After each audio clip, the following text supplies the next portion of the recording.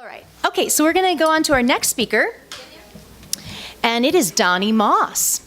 And we are really, really privileged to have him come all the way from New York. He does such amazing work. He is the creator of theirturn.net, an online animal rights magazine with video and print news stories, commentary, and calls to action. In 2008, Moss made the award-winning documentary film Blinders about New York City's controversial horse-drawn carriages, the horse-drawn carriage trade. Blinders, which aired on the Documentary Channel, won a Genesis Award and was screened at film festivals nationwide. And he's here today to talk to us about video and the importance of visuals, media, and video in the movement. Please welcome Donny Moss. Thank you.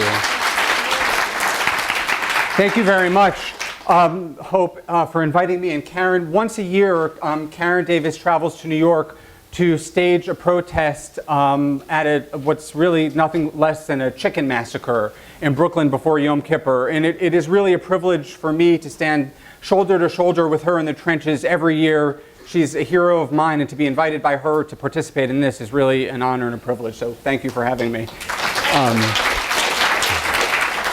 So it all started for me back in 2004. It was the first date with the person who went on to become my life partner, unless he dumps me.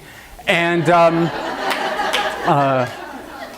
he worked for a multinational food company selling bologna and cheese. And I worked for a pharmaceutical company selling drugs tested on animals. And our first date was to see the movie Super Size Me. Do you remember about the guy? He ate nothing but McDonald's and his rectum fell out. And that was a real eye-opener for me, and it sort of put my antenna up. So when a few weeks later I was walking by a PETA office in an office building, I kind of backtracked, and there was information and literature outside, and I picked up a Meet Your Meat DVD. Does anybody see the Meet Your Meat video? And I watched the footage of these animals who were, you could see the terror in their eyes, and the fear, and their anguish, and their pain, and their agony. And this is animal agriculture and slaughterhouse footage created by PETA and narrated by Alec Baldwin. And I saw this horrific footage, and I was apoplectic. I don't actually know what that word means, but I feel like that's what I was. And I took this DVD, and I went from house to house to my friends and showed it to them, thinking delusionally that they would see the same thing that I saw and immediately go vegan, which is what happened to me. So it was sort of a rude awakening when people didn't sort of take that immediate action. I was one of these new vegans, and maybe some of you can relate. I saw this footage and I was frantic.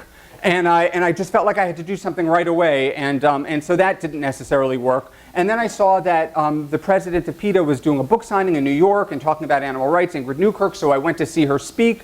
And she, one of the things that really stuck with me is she said, if you want to be an activist, of course you should be an activist, do one thing really well. I'm pretty sure that's what she said, and it sounds so obvious, but it stuck with me, and it sort of guided me all of these years. Do one thing well. And so I live in New York City, and there was an abuse in my own backyard, and I decided to tackle it. And I took a video camera. I had no experience at all, and this should be a lesson for all of you. If you feel passionate about something, you can make something happen. I had no technical skills at all, and I made a documentary film about the plight of the carriage horses and the movement to ban the industry. And I'm not here to talk about horses or any of these campaigns in particular, but I just want to give you a little bit of background about me, which sort of leads up to where I am today. In 2013, there was a mayoral election to replace Michael Bloomberg, who was the mayor for actually 3 terms. And sort of his chosen successor, and the person who everyone thought was going to be the next mayor, was a woman named Christine Quinn. And Christine Quinn, if you can see on the bottom left, I don't have the pointer here. Oh, I guess it's right here. Is this the pointer? She was the Speaker of the City Council in New York. She was the second most powerful elected official in the city, and she blocked every animal protection that came through City Hall. So 4 years before the election, knowing that she was sort of the anointed successor to Mike Bloomberg, the most powerful mayor probably in history, I started a campaign in the streets to educate the public, not just about the animal issues, because I didn't think that would trigger people to want to vote against her, but I tackled all of these issues, all of which were real. And in the end, she was a front runner until the very end, and then at the end, she ended up coming in third place in the Democratic primary. So I'd like to think that the animal rights community in New York played some role in that. And right now I'm working on a campaign. I sort of try to do them one at a time while supporting other people's campaigns. As you may, just a show of hands, have people here heard about the New York Blood Center and their decision to abandon chimpanzees? So many of you. The long and short of it, because this isn't about food and this is not necessarily why we're here, but this is grassroots activism and it's all interconnected. So the New York Blood Center, our big blood bank in New York, a very wealthy organization worth hundreds of millions of dollars, experimented on chimpanzees for 30 years in Liberia, where there would be very little oversight. They opened this research laboratory in Liberia. They hired local hunters to shoot mother chimpanzees, snatch the babies, put them in laboratories, breed the babies, and for 30 years they conducted very invasive experiments with liver biopsies over and over. And when they were done with the research, they made a commitment to provide these chimpanzees with lifelong care. They moved them onto islands near the capital, Monrovia. Chimpanzees can't swim, so they were sort of stuck on these islands that had no natural food or water. But they promised that they would have the former employees of the laboratory, Liberians, go by boat every day to feed these chimpanzees. And they did it for several years, every other day. Chimpanzees would wait. If you've seen the videos, the chimpanzees are waiting on the beach for these people to arrive with their food, with their arms extended, hungry, because they were only fed every other day when all was said and done, and they had no access to water unless people gave them water by cup. I mean, the whole thing is so egregious. So when the New York Times and Their Turn on the same day broke the story, that's my website, that the Blood Center decided to cut funding to the chimps and shift that responsibility to the government of Liberia or to animal welfare organizations, I said, I'm here in New York, I'm going to do something, and I started this campaign and brought other local activists in, and we've been staging protests inside of the Blood Center. We've done die-ins at the homes and offices of the board members. We've got a little bit of media to come out to cover our work. And this is a campaign that's going to continue until there's some sort of resolution, because it shouldn't be on us to feed the chimps when this organization made $500 million in royalties off of the research, and now they want us to clean up their mess. The captive population of chimpanzees who they created, they want us, the animal community, to pay for them. It's so egregious, it's so unspeakable. I mean, Jane Goodall, who's has come out and said, you must feed these chimps, and at some point something's got to give in this campaign. I feel like this is winnable. About 2 years ago, after I was done with this campaign to ensure that Christine Quinn wasn't elected mayor of New York City, I thought, what's next? And I am one of these people who goes to protests. I'm jumping ahead of myself. I go to these protests and people will come up to me and say, why are you, animal rights protests, why are you here protesting animals when there are children starving in Africa? And of course, I'm sure we've all heard that. So what about the children? And I always say the same thing. Compassion isn't finite. We can be kind to animals and to people. Today we're here to talk about this particular issue. And that's what I say diplomatically. But what I want to do is stomp my feet and say, when is it going to be their turn? And throw a block of tofu against the wall angrily. And so that's where this sort of idea, even though I truly believe it should be everybody's turn, that's where I came up with the idea for this website called Their Turn. And so we produce and distribute short and provocative videos and print news stories promoting animal rights and cruelty-free living, not cruelty living. That was before I saw Super Size Me. And we feature the work of activists around the country who might not be getting any attention for their work because of this mainstream media blackout on animal rights news.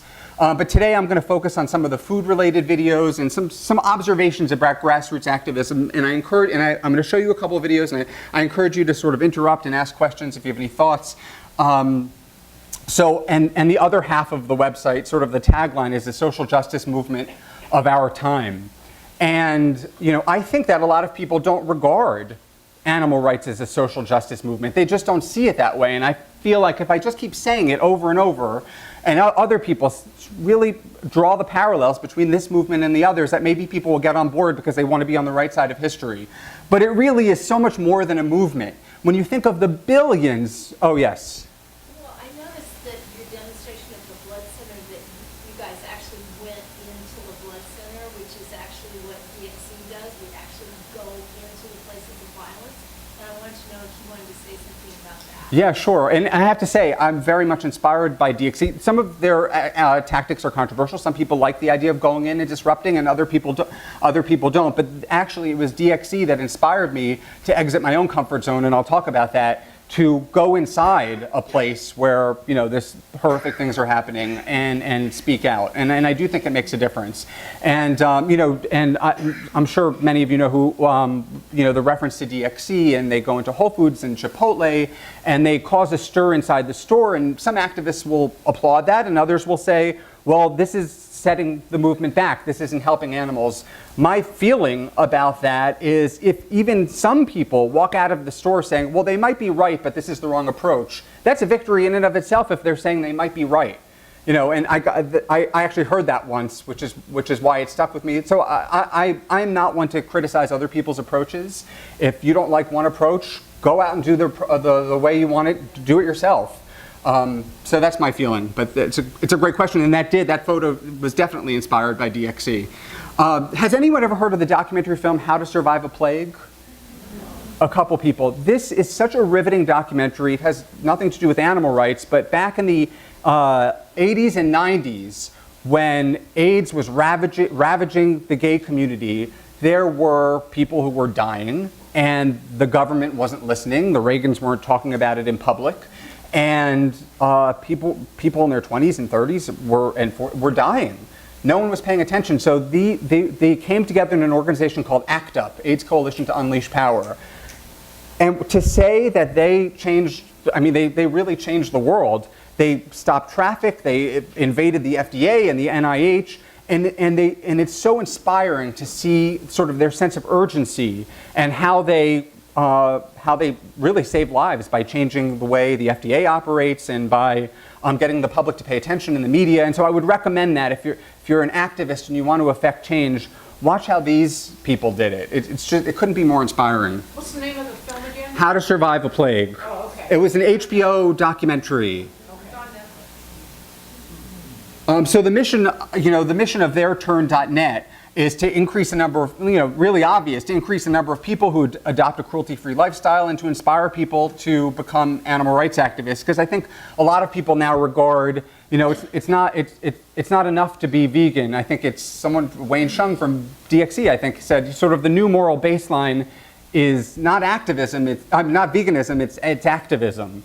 And so I work very closely with Jane Velez Mitchell, who used to be on TV, and now she has her own sort of similar project called Jane Unchained, and we are trying to get people excited about activism, and so the biggest challenges we face, first of all, is this ignorance is bliss. When I took your meat around to my friends, some of them I don't want to see that, and of course the agriculture industry helps facilitate ignorance is bliss by putting these factories and animal agriculture behind fences far back from the public view with no windows. And there's a reason that the chicken breasts are filleted and packaged in styrofoam, so there's no association with an animal. So ignorance is bliss, I think, is a big challenge that we all face as activists. Obviously, the disconnect between companion animals and commodified animals. Of course, do dogs deserve to be treated more humanely than chickens, pigs, and cows and fish? Of course not. They all deserve to be treated humanely. You know, I was one of these people who would have a companion animal in my lap while eating a rack of ribs. I mean, how did I not make the connection? A couple days ago, I live in New York City, and I saw, and I don't know, Canada goose, those coats that have fur lining. Are people familiar with that here? There's sort of, in New York City, and I'm sure in other sort of urban areas where people have a lot of money, there's a brand of coat called Canada Goose, and it has a red patch here, and there's fur trim on it, and it's coyote fur, and it feels like 30% of the people in the street in New York City wore it this winter. It was shocking, and you know, and sort of the animal rights community in New York felt completely overwhelmed by it. And people were running around with stickers, you know, on putting on, "I'm an asshole, I wear fur." It was a way to sort of try and address the craziness. But I saw a woman walking on my block with her husband, and she was walking a dog, and she was wearing a Canada Goose jacket. And I said, "I see you're walking your dog. Are you aware of the fact that you're wearing one?" And and her husband said, "What kind of dog was she wearing?" And I said, "Does that make a difference?" Anyway, so there's this big disconnect. Can you imagine someone loving a dog enough to have one as a companion animal and then wearing one around his or her neck? Everybody's wearing Canada Goose. And then one of the other big challenges we face as activists is mainstream media's failure to report on institutionalized animal abuse, which is pervasive, it's normalized, and it's often celebrated. Look at the Thanksgiving turkey. It's almost un-American not to eat a turkey. Going to the ballpark and eating a hot dog. These are things we're taught to think are normal and to be celebrated. Taking your children to the zoo, and of course, an issue that's, in my own backyard, taking a horse-drawn carriage ride. What could be more romantic? Of course, it's not romantic for the animals. So how do we overcome some of these challenges? We circumvent the mainstream media's blackout on humane issues by producing and distributing provocative stories with an emphasis on the provocative and targeting them on social media.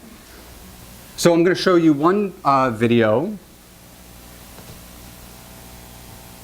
See if you've got the audio. So the barricades have been set up, and the police are here to protect the people who are slaughtering the chickens from those of us who are actually trying to protect them. Depriving chicks of food and water. Stop the portals. Chicken slaughter. Each year before Yom Kippur, tens of thousands of ultra-Orthodox Jews around the world swing chickens around their heads in a ritual to transfer their sins to the animals, who they then slaughter and dump in the garbage. In Brooklyn, an army of activists clashed in the streets with the perpetrators. You're killing. You're harassing. And police officers struggled to control the chaos. Get out of the street right now. Yes. Go after the Muslims, you fucking assholes. They're cutting off heads. What about the 50,000 heads being chopped off right here? We have a tradition to do this for thousands of years. We're not stopping it because PETA protesters tell us that it's suffering for the chickens. We can't use money because you're torturing money. Torturing paper. This is not what God would want. What do you have to hide here? I never saw you in a demonstration against people killing every day thousands of people. So this justifies this? No, it means that you are anti-Semite. Good night. You're worried about a chicken and you don't care about abortion.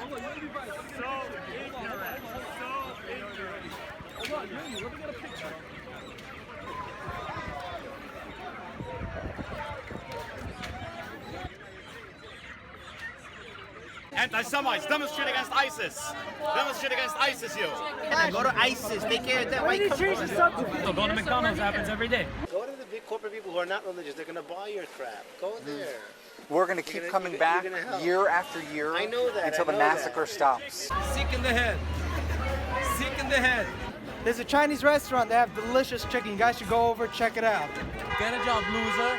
Loser, get a job, loser. You'd rather kill a person over an animal. Why would you have to make that choice? Why? I do. Which Holocaust? The one against the Jews, against my relatives, or the one here tonight? Good morning. Get out of our neighborhood. Stop the massacre and we'll be gone. Get the fuck out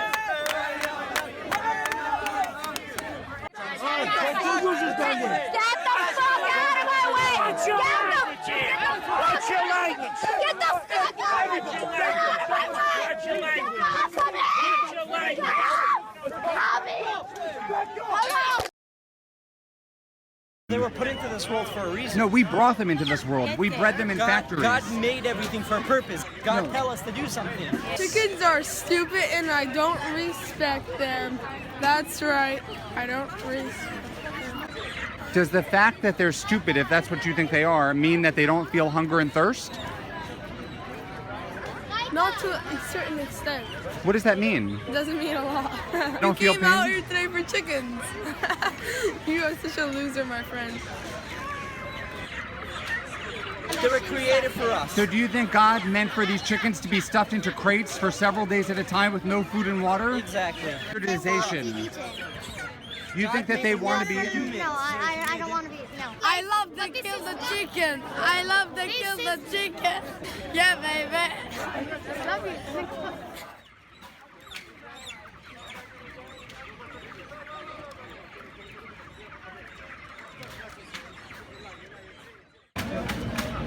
Excuse me, you're hurting that chicken. Their wings are very fragile. I'm here speaking out for these animals that are being tortured. Why would you do that to someone else?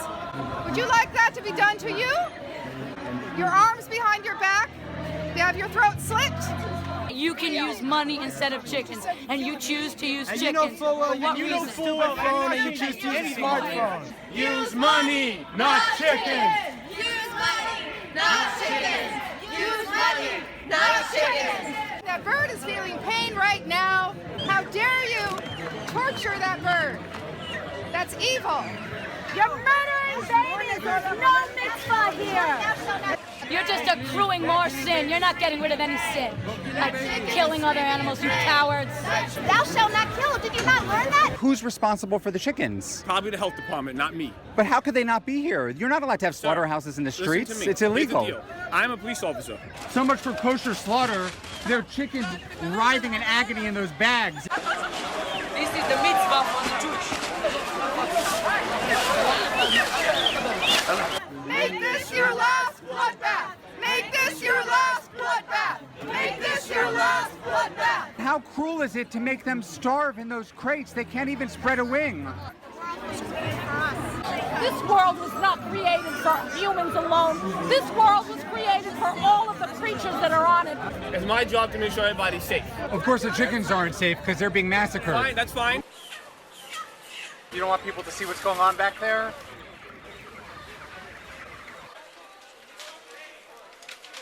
Come, slice a chicken's throat. You're gonna atone for cheating on your wives by slicing a chicken's throat. God will forgive you. Money goes to charity. Chickens go in the garbage. Money goes to charity. Chickens go in the garbage.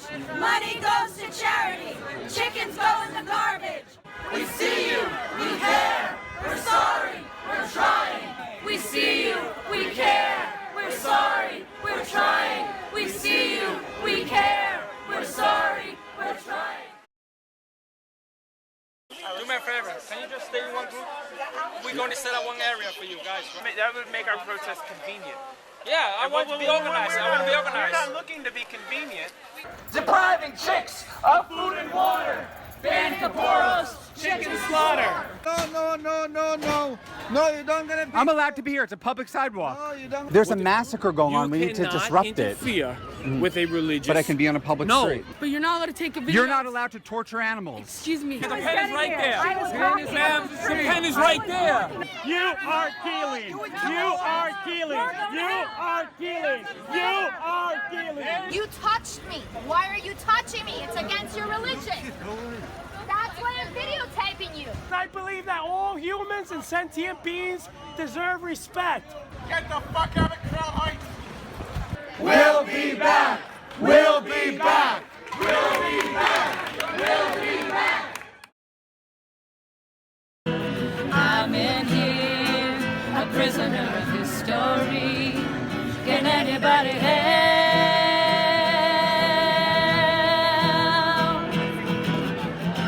Can't you hear my call? Are you coming to get me now? I've been waiting for you to come rescue me.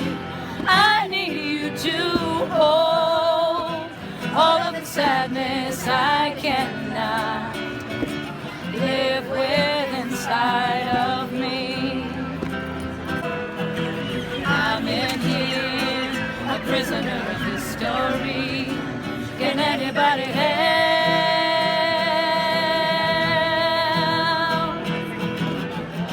Can't you hear my call? Are you coming to get me now? I've been waiting for you to come rescue me. I need you to hold all of the sadness I cannot live with inside of me. We see you! We care! We're sorry! We're trying! We see you! We care! We're sorry! We're trying! We see you! We care! We're sorry! We're trying! We see you! We care!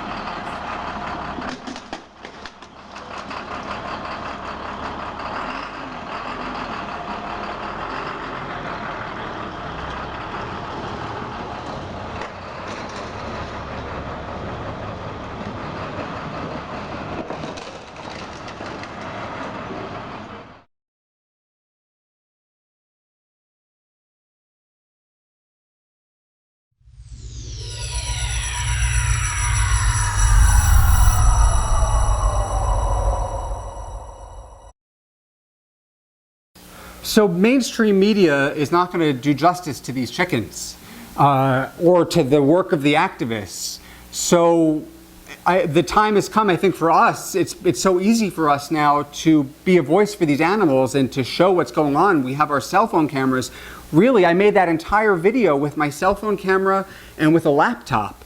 And I'm not particularly skilled technically. It's iMovie. It's a consumer level software. So I would encourage any of you to, if you are in an area or want to document a protest, to go out and do it. And I'll talk a little bit more about it, but I thought maybe I should just take a step here and see if, well, Karen, do you have anything you wanted to add to, because Karen has been doing this for years and is the leader of this whole movement to end this horrific ritual. Did you want to say anything? Well, just quickly that United Poultry Concerns, our organization, formed the Alliance to End Chickens as Forests in June of 2010 in Manhattan, actually in the Mercy for Animals Manhattan office. And this is our campaign. We invite everybody to support us, to join us, and every year we are there on the street, as Donny just showed, bearing witness to this horrible ritual, which can be conducted with money, with coins, or doesn't even need to be conducted at all because it's not required by Jewish law. But you see the absolute indifference to, hostility to, pitilessness toward these birds and how horribly they're treated and how they're thrown into garbage bags with their throats partially cut and tied up and sent to landfills at taxpayers' expense. And I'll just say this. The city of New York actually provides, what are those things they put on the streets, barricades? They don't, the city of New York donates those barricade funnels as the killing cones for the chickens that are being used by the Kapoor's practitioners, which is showing the extent to which the government, the city government, is actually colluding with these practitioners who are breaking something like 15 state and city laws, health code laws, animal cruelty laws, and last year we filed a lawsuit against the city of New York, the Alliance to End Chickens as Kapoor's. We have two excellent New York City attorneys who are doing all this work. And right now, of course, the political system in New York and the judge and everybody, they gave exemptions to the practitioners. So right now we are in the process of appealing that judge's decision on this case. So we're there on the street for this.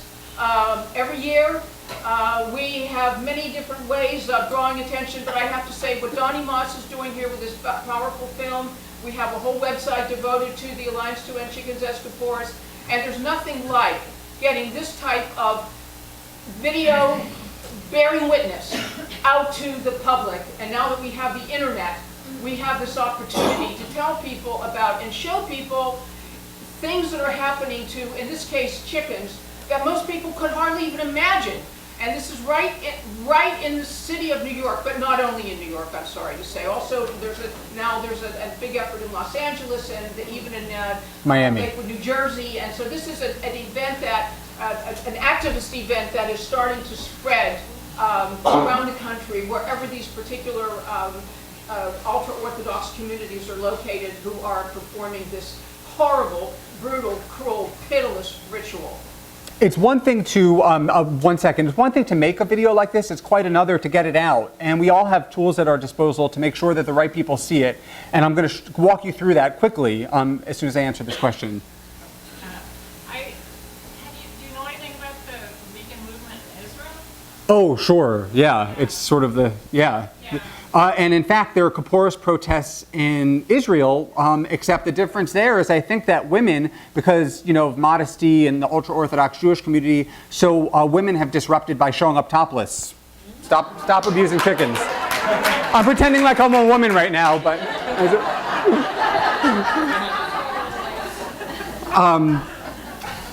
yes. I just want to say, as a Jew, I feel horrible and petrified that some of the community, which is the Orthodox only, I'm right. conservative, that they are doing this, and it's a disgrace to the Jewish race. Yeah. It's a disgrace to Israel, it's a disgrace to the United States, it's a disgrace to anything. Yeah. And I put all these videos that I got from your website, I put them on Facebook. Good. Yeah, and it'll reach more... I said, kaparot, it is called in Hebrew, kaparot, should be stopped at all costs because this is not Jewish. We're not supposed to hurt animals. That's in the Torah. Yeah. And what they're doing is wrong. I'm not, of course it's wrong, thank you. I'm also Jewish. I'm not particularly observant, although I don't disclose that when I'm there, saying I am Jewish when they're calling me an anti-Semite. And there is some negative reaction in the Jewish community to a video like this because it, you know, it can be construed as anti-Semitic. But we do videos like this for, you know, pig wrestling for church fundraisers and for you know, the other religious rituals. There are Muslim and Hindu rituals that are equally horrific. And so we're anti-cruelty, not anti-religion.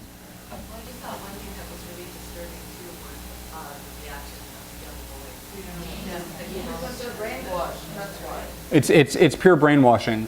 And that's a good segue. So you know, when I make these videos, activists who make videos, you know, pull out their camera at protests, often tend to focus on the protesters.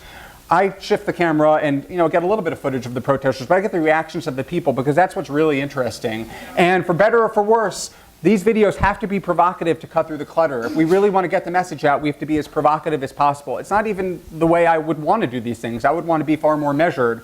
I'm not, for the sake of the animals. So this guy was caught on camera, you know, shooting the finger. I don't know if there's anything in the Bible about shooting the finger, but I'm pretty sure it's not.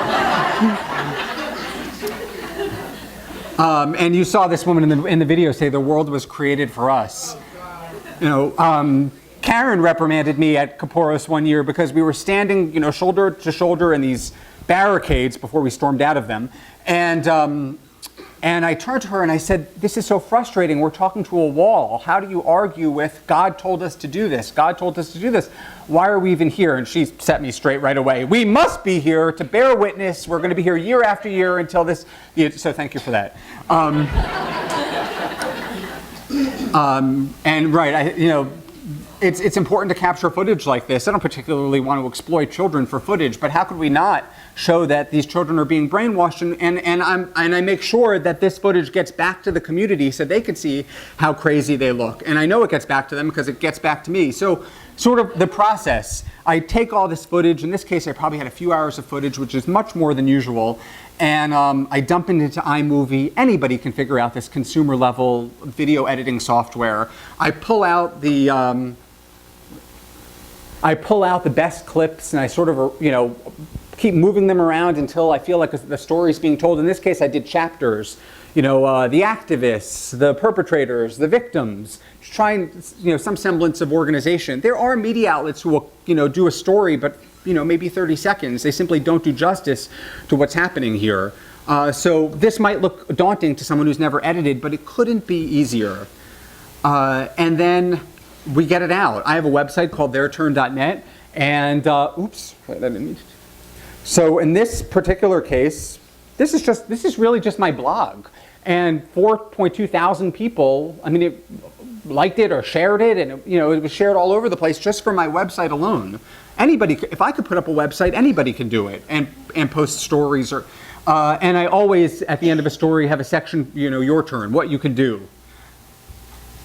And in this case, it was to, join the organization that Karen and others created, the Alliance to End Chickens for Escaporos. So what did I want to show you here? 23,000 people viewed it after I posted it on Facebook. It's not a small number for just, I'm not an organization, I'm just an individual activist. Here we see 278 likes. People are engaged. A lot of them are negative comments from people in the ultra-Orthodox community, but that's fine because the more people who comment, the higher up in the news feeds these stories go. They get put into more news feeds. Everyone's laughing. I have no idea why. Great. Clever tactic. What's that? Clever tactic. Thank you. So then this best video you will ever see. Have you all heard of this? I don't know them personally, but they actually took it, and I have no problem with it. They made a formatted version of this movie, posted it online, and it got 1.7 million views and 4.6 thousand comments. So, I guess it went viral. That movie took me a few days of editing. Anybody could have done what I did with that footage. I posted it on YouTube, almost 11,000 views on YouTube. That's a lot for something that's not porn.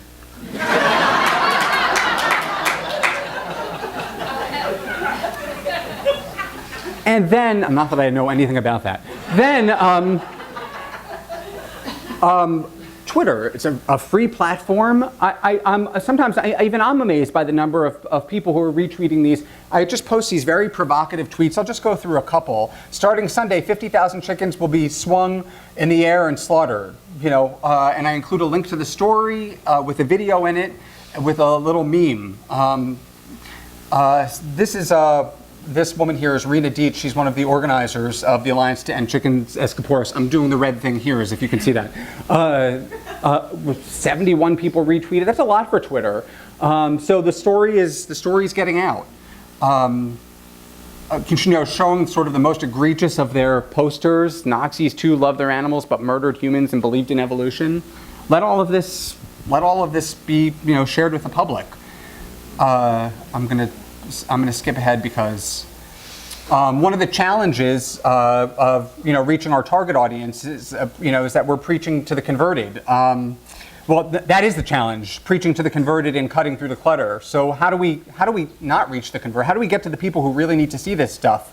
I make these short, provocative videos, and I share them in my networks, and I take it a step further. I boost them on Facebook, which means I pay a little bit of money to put them in far more news feeds, and then I target them. So in this case, I targeted the people who were going to get this video that you just saw were in Los Angeles, Miami, and Brooklyn, where I think the biggest of chicken swinging ritual massacres take place, and I targeted all of these different keywords, which means that people who like those pages in Facebook are going to see this in their newsfeed, and they're going to be confronted with their bad behavior.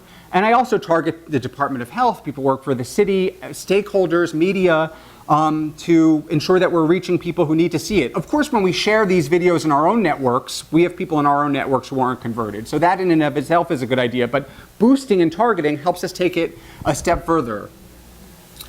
If you have access to a celebrity, for better or worse, celebrities help get the message out. James Cromwell recently participated in a No New Animal Lab protest in New York City, and you could see, I think this is maybe from Facebook, the number of views on that video relative to the other ones. Compassionate celebrities, I find, are a big help to the movement. Same here with Lady Gaga. Activist blocked her SUV. She's a big fur promoter, and those stories tend to go viral. I wrote a story about Matthew McConaughey. I broke this story. There's a website where he owns or no longer, but he owned a ranch that sold canned hunts, and I shared that story with TMZ, and TMZ broke the story, and it reached millions of people. And Matthew McConaughey had to take his face off the website and issue a statement, and all of a sudden everyone was talking about canned hunting for a day. This was before Cecil. Here's one more video. I think this is 3 minutes. This is footage that didn't even belong to me. I found this footage and I cobbled together a short video about the dairy industry because, like so many people here, I see well, we can watch it.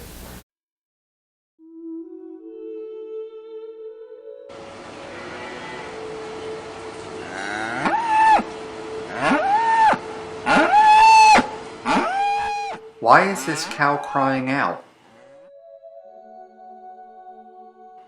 We don't speak her language, but we do know what she's saying. Give me back my baby. Farmers take newborn calves from their mothers so that their milk, which is intended for the babies, can be sold to humans for dairy products.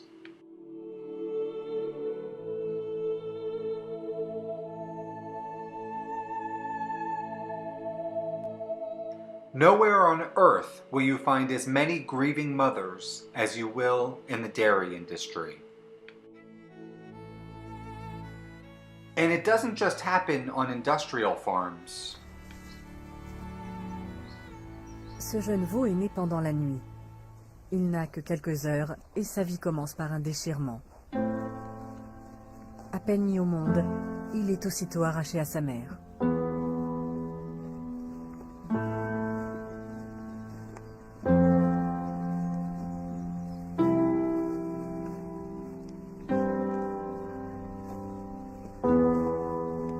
Pour des raisons économiques, il ne profitera pas du lait maternel, ne serait-ce qu'un seul jour. Sa mère est programmée pour produire du lait, pas pour nourrir des veaux, pas même le sien.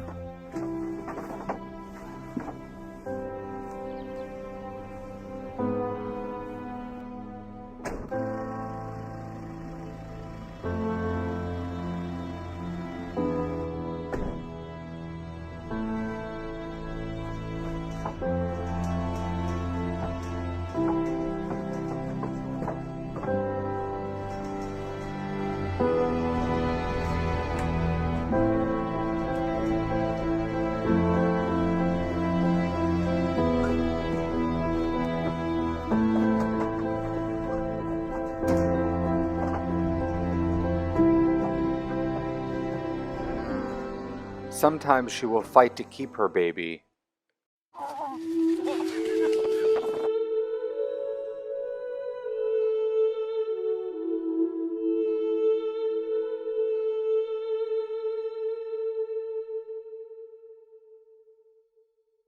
But she always loses.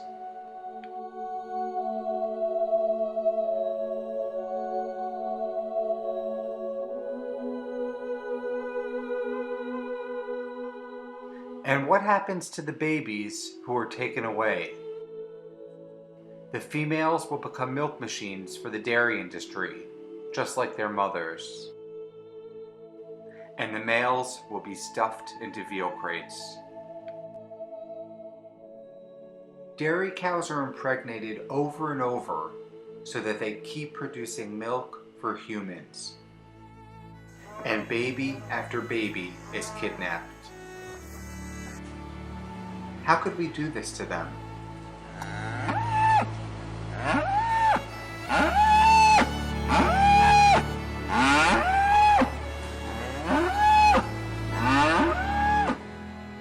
We must be a voice for the grieving mothers.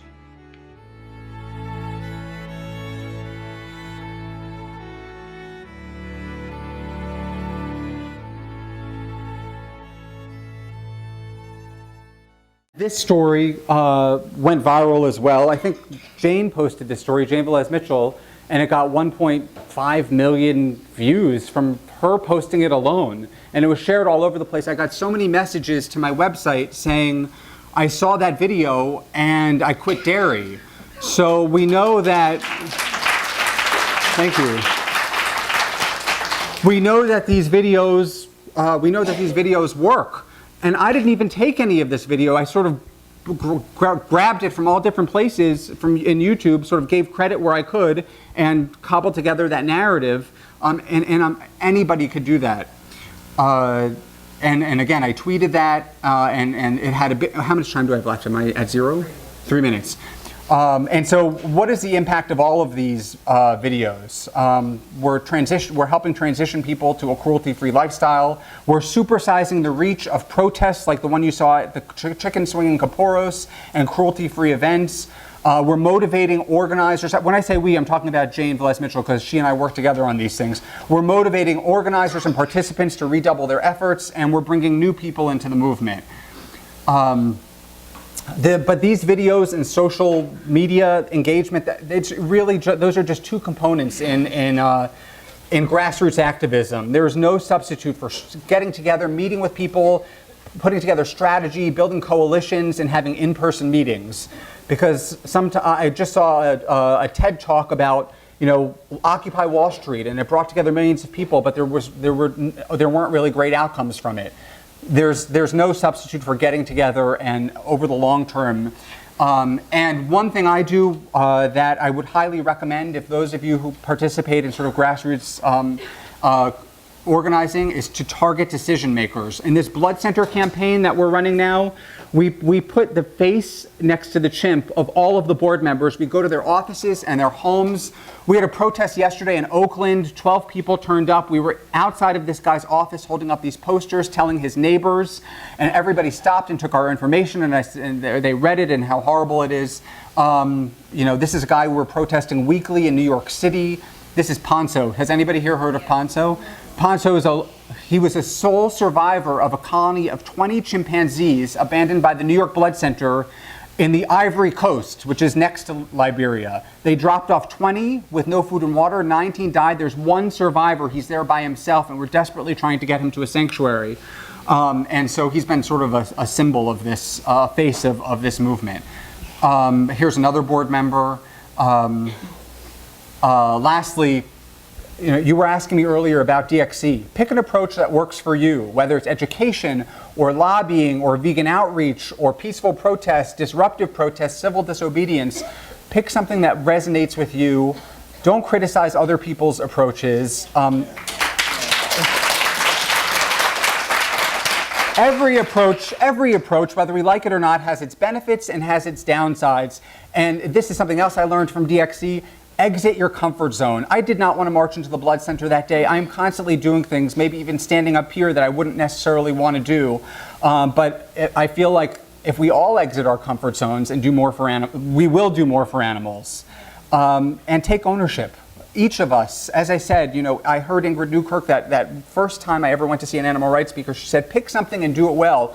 Create a thoughtful campaign, take ownership, seek advice from other activists, listen, reciprocate with them. I go to other protests, people come to my protests, and if you run a thoughtful campaign, people will participate. Okay, please end. And on that note, two quotes that I sort of are stuck in my head forever, that animals are here with us, not for us. And this is the second quote, I don't know who said that, I'm going to pretend like I did. And the second quote is, it's me. The second quote is Gretchen Weiler. She was a Broadway actress. She said, "We must not refuse to see with our eyes what they must endure with their bodies." So when my mother says, "Don't show me that," I pull out that quote. Thank you for listening.